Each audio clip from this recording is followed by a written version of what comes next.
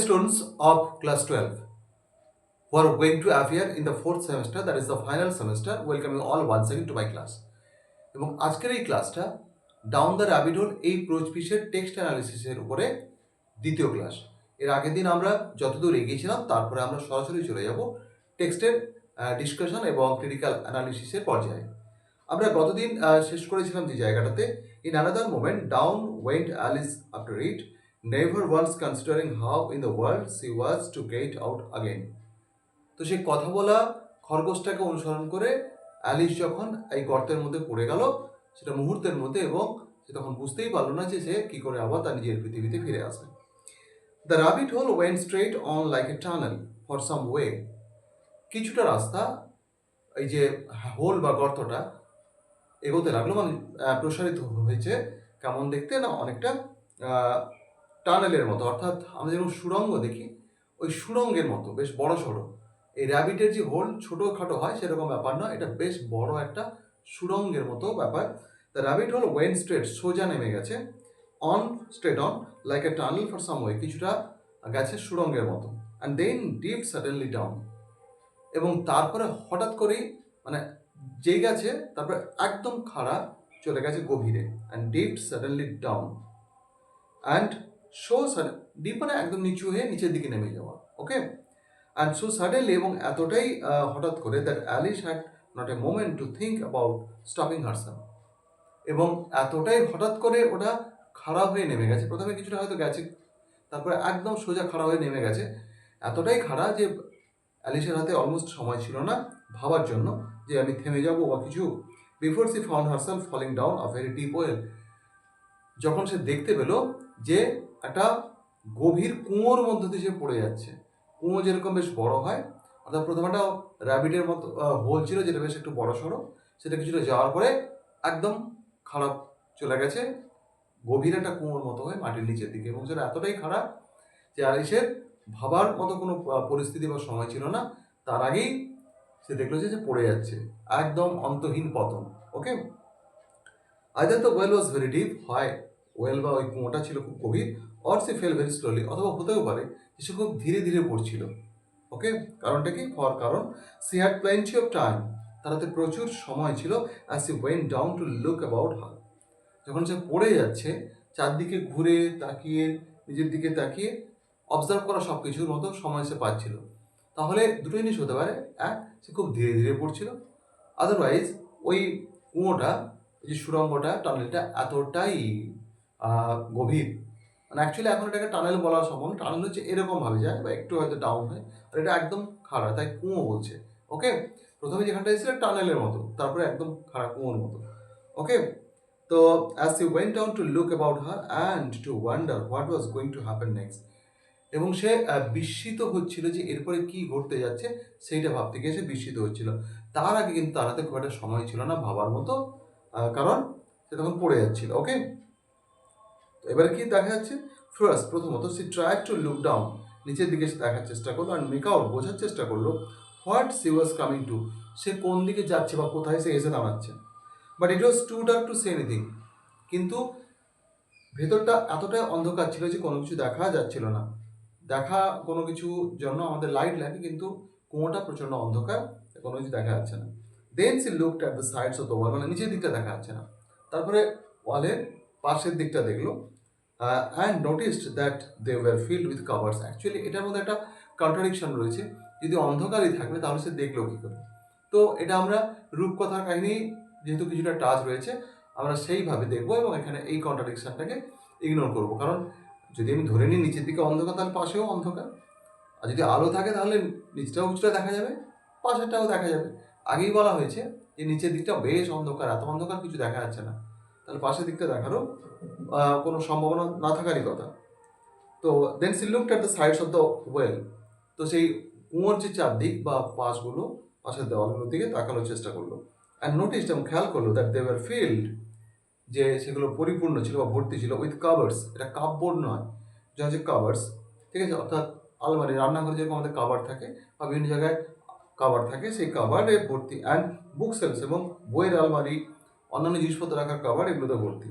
Here and দেয়ার, এখানে ওখানে, she Shaw maps, দেখলো বেশ কিছু মানচিত্র অ্যান্ড পিকচার্স, বেশ কিছু ছবি হাং আপন পেগস, ঠিক আছে, গোঁজের মতো করে পেগ তাদের থেকে ঝোলানো রয়েছে। গোঁজ আমরা জানি যে অ্যাকচুয়াল কোনো জিনিসে কোনো একটা জিনিস ঢুকিয়ে দেওয়ার, এটা গোঁজ বলা হয়। তো পেগ বা দেখা যাবে কোনো টাঙানোর কোনো সিস্টেম সেখান থেকে ঝোলানো রয়েছে। Okay, she took down a jar from one of the shelves as she passed. তো যখন সে পড়ে যাচ্ছে, এই পাশের যে সেলফগুলো রয়েছে যেখানে বিভিন্ন জিনিসপত্র রয়েছে সেখান থেকে জার তুলে নিল। ইট ওয়াজ লেভেল, এর উপরে লেভেল দেওয়া রয়েছে কি অরেঞ্জ মার্মালেড। ওকে, অর্থাৎ কমলা লেবুর তৈরি আচার বা ওই ধরনের মিষ্টি টাইপের কিছু একটা খাবার রয়েছে। But to her great disappointment, তো কমলা লেবুর যে মার্মালেড সেটা খেতে খুব ভালো লাগে, ছোটোদের তো খুবই প্রিয়। সেইটা আশা করেছিল তার মধ্যে রয়েছে, কিন্তু দেখলো ওটা ফাঁকা, তো খুব ডিসঅ্যাপয়েন্টেড হয়ে গেল। ওকে, and it was empty, so she was disappointed. She did not like to drop the jar for fear of killing somebody underneath. তো তার ইচ্ছে করছিল যে ফাঁকা জারটা ফেলেই দিই, কিন্তু সাহস হলো না, কারণ সে ভয় পাচ্ছিল এই জারের আঘাতে নিচে কারণ মৃত্যুও ঘটতে পারে, খুব ভারী jar. So managed to put it into one of the cupboards as he fell past it. তো সেটা পড়তে আছে যেখান থেকে তুলেছে জারটা সেখানে আর ফেরত দিয়ে দেওয়ার বা ওখানে রেখে দেওয়ার কোনো সম্ভাবনা নেই, কোনো সুযোগও নেই। তাই পাশাপাশি অন্য কোনো একটা সেলফে বা কাভারে সে ওই জারটাকে রেখে দিল। Well thought Alice to herself. তো এবারে যখন পড়তে যাচ্ছে আমি নিজের মনে ভাবার চেষ্টা করছি কিছু জিনিস।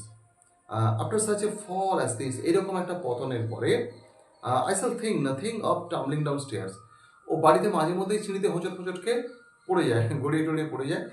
তো বলছি এরপরে এরকম একটা মহাপতনের পরে আমি ওই সিঁড়িতে হোঁচট খেয়ে পড়াতে আর কিছু মনে করবো না, আমার কিছু জানা আসে না। How brave they will all think me at home. এবং আমাকে তখন তারা কতটা সাহসী ভাববে। মানে প্রায়শই হয়তো এরকম বাড়িতে হতো যে সে পড়ে যেত সিঁড়িতে হোঁচট খেয়ে, কান্নাকাটি করতো, সবাই তাকে সান্ত্বনা টান্তনা দিত, ভীতু মেয়ে হয়তো ভাবতো। তো এরপরে এত মহাপতনের পরে যখন আমি ফিরবো আমার নিজের জগতে এবং এই সমস্ত ব্যাপারগুলোর পরে সবাই যখন এগুলো জানবে বা বলবো সবাইকে, তারপরে আমাকে আর কেউ ভীতু বলতে পারবে না। I wouldn't say anything about ইট। তার বলছি কেন আমি এর সম্বন্ধে কিছু বলবো না। Even if I fail of the top of the house, আমি বাড়ির উপর থেকে যদি পড়ে যাই এগুলো কিন্তু কিছু বলবো না। কারণ কেন বলবে না, লোকে হয়তো বিশ্বাস করবে না। Okay, why I wouldn't say anything about it. Okay, যদি আমি বাড়ির উপর থেকে পড়ে যাই তাও বলবো না, which was very likely true. এবং এই বাড়ির উপর থেকে পড়ে যাওয়ার এটাও কিন্তু খুব সম্ভবত সত্যি ছিল, মানে একাধবার হয়তো ছাদ থেকেও সে পড়েছে। তো এই পড়ে যাওয়ার বিষয়টা অ্যালিসের কাছে নতুন নয়, তবে এই যে মহাপতন, এই গভীর সুড়ঙ্গে বা ওই কুয়োর মধ্য দিয়ে পড়ে যাওয়া এরকম আগে কখনো ঘটেনি। সিঁড়ি দিয়ে পড়েছে, বাড়ির ছাদ থেকে হয়তো পড়েছে, খুব সম্ভবত এটা সত্যি। লেখক বলছেন ডাউন ডাউন ডাউন, নিচে নিচে নিচে, পড়তেই আছে। Would the fall never come to an end, এই পতন কি কখনো শেষ হবে না? I wonder how many miles I have fallen by this time. Okay, she said to aloud. জোরে জোরে সে এবার বলছে, এবার মনে মনে ভাবছিল, এবার জোরে বলছে, আমি অবাক হয়ে যাচ্ছি যে কত মাইল আমি পড়ে গেলাম, কত ভেতরে, কত দূর আমি চলে এলাম। I must be getting somewhere near the centre of the আর্থ।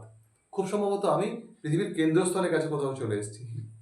ওকে, আমরা জেনারেলি করি কি যে কোনো কুয়ো বা কোনো কিছু যেদিকে নেমেছে মানে ওটা পৃথিবীর কেন্দ্রস্থলের দিকে ডিরেকশনটা রয়েছে। তো এখন পড়তেই আছে, থামার কোনো লক্ষণ নেই। তার মনে হচ্ছে আমি পৃথিবীর অলমোস্ট কেন্দ্রের দিকে চলে এসেছি। লেট মি সি, আমাকে একটু দেখতে হবে। What would be 4000 miles, sorry that would be 4000 miles down. পৃথিবীর কেন্দ্র নাকি মোটামুটি ভূপৃষ্ঠ থেকে 4000 মাইল নিচে। তো তাহলে ওই রকমই আমি চলে এসেছি না, I think. For you see, Alisa learned several things of this sort in her class, of this sort in her lessons in the classroom. ক্লাসে যার যে পড়াশোনার বিষয় সেখানে পৃথিবীর কেন্দ্রস্থল কত গভীরে রয়েছে বা বিভিন্ন ভৌগোলিক যে সমস্ত বিষয়, জিওগ্রাফিক্যাল ফ্যাক্টস বা অন্যান্য ফ্যাক্টসের সঙ্গে সে শিখেছে, তো তার সেটা মনে রয়েছে। তো তুমি বুঝতেই পারছো বা তোমরা বুঝতে পারছো, আপনারা বুঝতে পারছেন। ফর ইউ সি, কারণ Alice had learn several things, Alice বেশ কিছু জিনিস শিখেছিল অফ দিস সর্ট, এই ধরনের জিনিস, অর্থাৎ যেগুলো geographical facts. Okay, in her lessons in the ক্লাসরুমে পড়াশোনার মধ্য দিয়ে। And though this was not a very good opportunity for showing off her knowledge, যদিও এটা কিন্তু খুব একটা ভালো সুযোগ, অপরচুনিটি মানে সুযোগ নয় তার জ্ঞান দেখানোর জন্য, আমি কতটা পড়েছি, কতটা জানি। এবং actually as there was no one to listen to her, এবং সেখানে তার কথা শোনার মতো কেউ নেই। আমরা জেনারেলি নিজেদের জাহির করতে চাই কোথায়? ফাঁকা জায়গায়, নিঃসন্দেহে না, কারোর সামনে।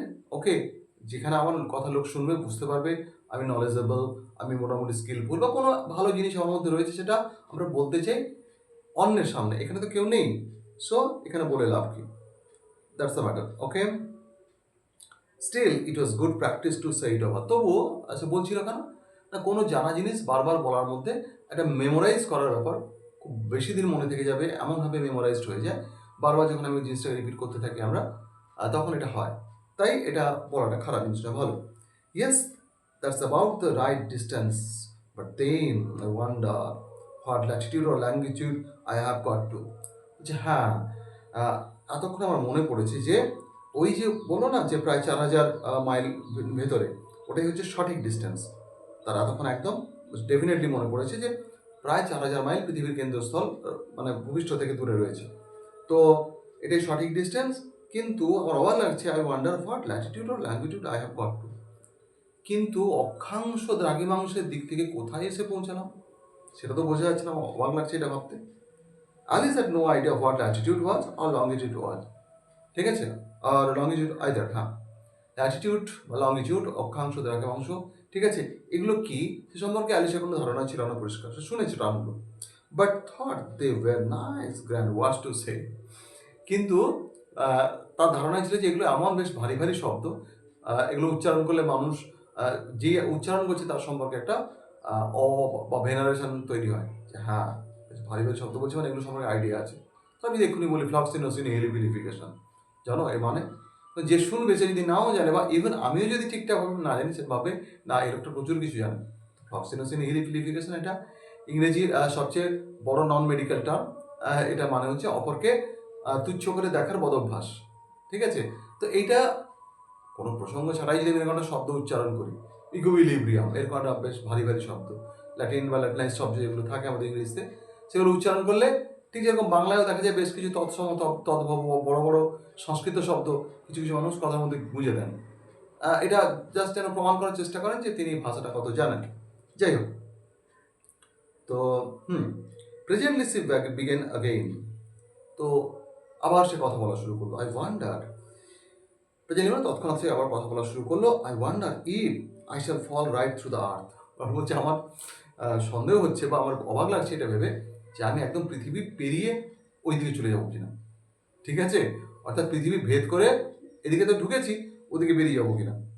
How funny it will seem to come out among the people that walk with their heads.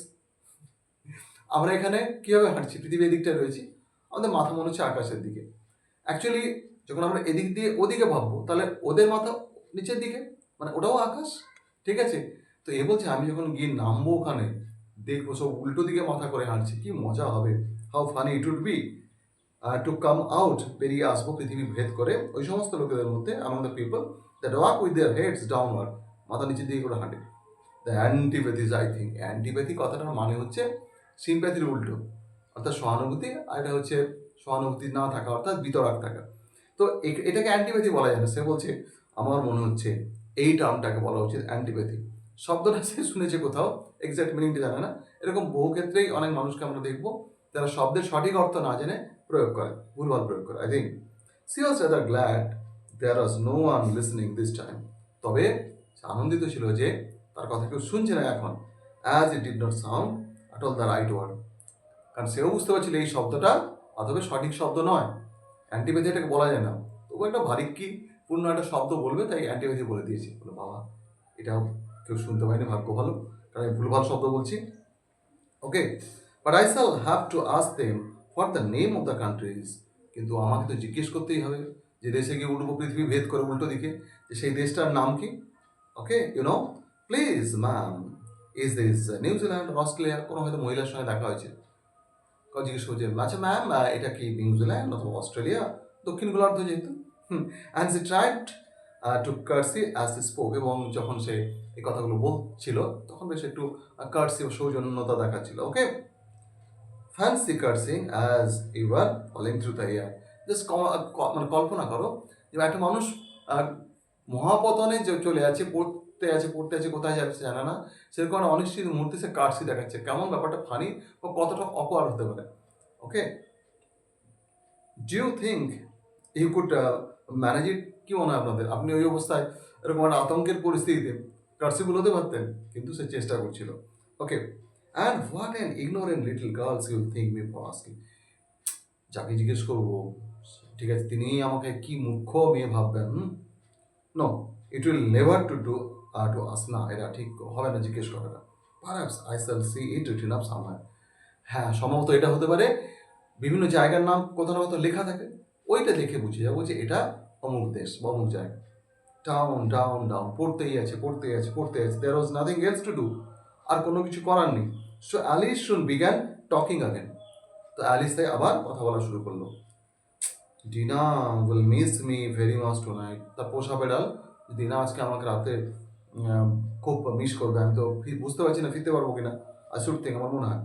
Dinner was the cat. Dinah আমার হচ্ছে pet cat. I hope they will remember the saucer of milk at tea time.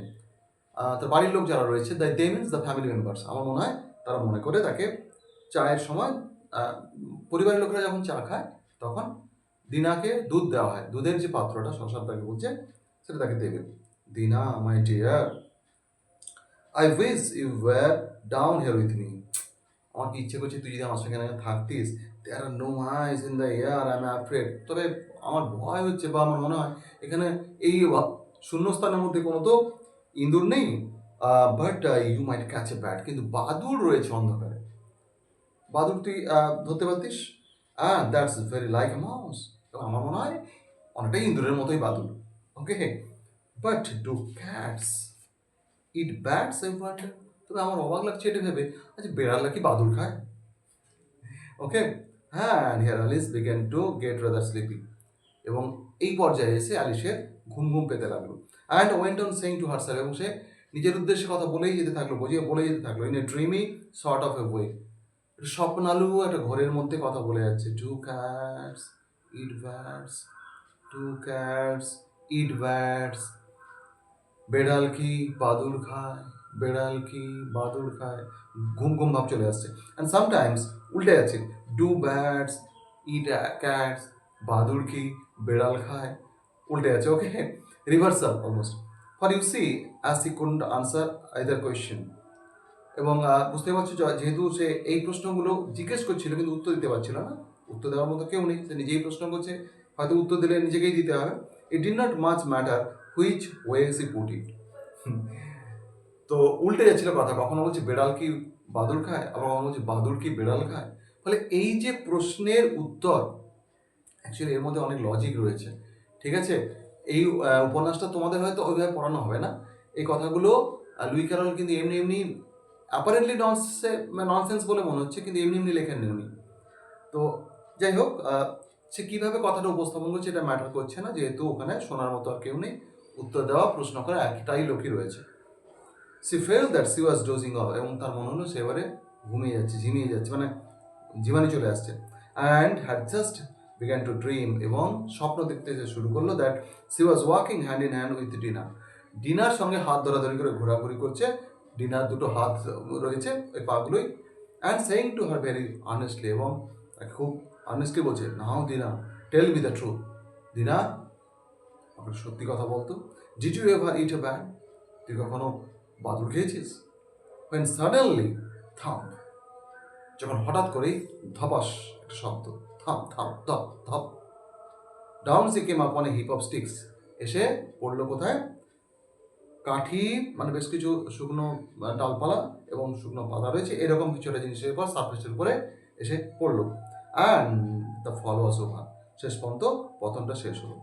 Alice was not a bit hurt, Alice কিন্তু এতটুকু আহত হয়নি। And she jumped up on to her feet in a moment, এবং এক মুহূর্তে সে লাফিয়ে উঠলো তার পায়ের উপরে। তখন একটা ঝিমানির ঘুরে ছিল, ঘুম ঘুম ভাবছিল, কিন্তু যেই ধপ করে এসে পড়েছে তখন ঘুমটা কেটে গেছে, লাফিয়ে উঠেছে। সে লুকড আপ, চারদিকে সে তাকালো, but it was all dark overhead, মাথার উপরে অন্ধকার সব কিছু। Before her was another long passage, এবং দেখলো সামনে আবার একটা লম্বা রাস্তা চলে গেছে। And the white rabbit was still inside, এবং সেই সাদা র্যাবিটটাকে দেখা যাচ্ছে।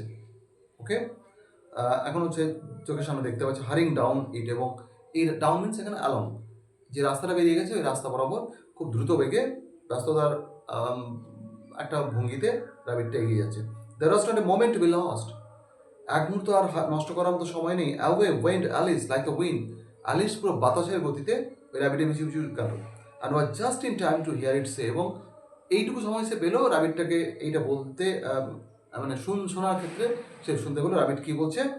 ওকে, as it turn a corner, যখন একটা সে ওই রাস্তার একটা মোড় ঘুরে যাচ্ছে তখন র্যাবিটটাকে বলতে শুনলো, ও মাই ইয়ার্স অ্যান্ড হুইস্কার্স, মানে এখানে আমার দিব্যি, মানে দিব্যি করে বলছি, হাউ লেট ইটস গেটিং, বললাম মাথার দিব্যি, আমার মাথার দিব্যি, তোমার দিব্যি, এরকম বলি। সে বলছে আমার কান এবং গোপের দিব্যি। ওকে, কানগুলো বেশ লম্বা লম্বা থাকে আর গোপ থাকে, মানে আমার দিব্যি, মাথার দিব্যি দিয়ে বলছি যে কি না অত্যন্ত দেরি হয়ে গেছে। C was close behind it, এবং র্যাবিটের খুব কাছাকাছি চলে গেছিল। When she turn the corner, যখন সে দেখা গেল ওই মোড়টা যেখানে র্যাবিটটা ঘুরে যাচ্ছে সেও ঘুরে গেল। But the rabbit was no longer to be seen, কিন্তু হঠাৎ করেই ম্যাজিক্যালি র্যাবিটটা কোথাও তাকে দেখা যাচ্ছে না। She found herself in a long low hall, সে নিজেকে দেখতে পেল একটা নিচু বেশ বড় হল ঘরের মধ্যে। Which was lit up by a row of lamps hanging from the roof, যে হলটা কিন্তু আলোকিত ছিল।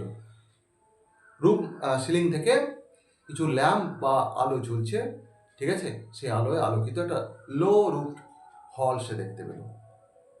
দেয়ার were doors all around the hall, ওই হলটার চারদিকে দরজা, but they were all locked, কিন্তু ওই দরজাগুলো পুরোটাই বন্ধ। And when Alice had been all the way down one side, এবং অ্যালিস যখন একদিকে হেঁটে হেঁটে গেল, আপ দ্য আদার, একবার এদিকে একবার ওদিকে যখন হেঁটে যাচ্ছে, ট্রাইং এভরি ডোর, প্রত্যেকটা দরজা একবার করে ঠেলে ঠেলে দেখছে যে খুলছে কিনা। সি ওয়ার্ক স্যাডলি ডাউন দ্য মিডল, দেখো কোনোটাই খুলছে না, হেঁটে হেঁটে মন খারাপ করে মাঝখানে এসে দাঁড়ালো। Wandering how C was ever to go out again, এটা অবাক হয়ে ভাবতে ভাবতে সে হলটার মাঝে এসে দাঁড়ালো। এইটাও ভাবতে ভাবতে ভাবতে ভাবতে সে আদৌ তার নিজের জগতে আবার ফিরতে পারবে কিভাবে। তো আমরা আজকে এই পর্যন্ত শেষ করবো, কারণ ক্লাসটা অনেকটা লম্বা হয়ে গেছে। আমি চেষ্টা করব পরের দিন বাকিটা শেষ করে দেওয়ার, একটু ফাস্ট যাওয়ার চেষ্টা করব। আজকে মোটামুটি ফাস্ট গেছি। তো যাই হোক, আশা করি তোমরা যতটা পড়ানো হলো এই সেকশনগুলোর মধ্যে যে যে জায়গাগুলো ছিল সেখানে বেশ কিছু ইনফো দেওয়া রয়েছে, ইনফোগুলো তোমাদের প্রশ্ন হিসাবে আসবে। অ্যাকচুয়ালি এখানে যে ডেসক্রিপশনগুলো রয়েছে সেই ডেসক্রিপশনের জায়গাটা কম, এখানে মূলত কিছু ইনফরমেশন রয়েছে। রিয়ানা কে, অ্যালিস তার সম্পর্কে কী ভাবছিল, পতনের সময় অ্যালিস কী ভাবছিল, ইত্যাদি ইত্যাদি, কী করছিল, এই সমস্ত বিষয়গুলো প্রশ্ন হিসেবে আসতে পারে। সো এটা একটু মাথায় রেখো, আর অবশ্যই ওয়ার্ড ফর ওয়ার্ড মিনিংগুলো তোমরা খাতায় লিখে ফেলবে, এবং সেগুলো কিন্তু তোমাদের অনেক ক্ষেত্রে কাজে লেগে যাবে। তো আজকে এখানে শেষ করছি, দেখা হবে পরের ক্লাসে। সবাই ভালো থেকো, stay well, stay tune, meet in the next classes.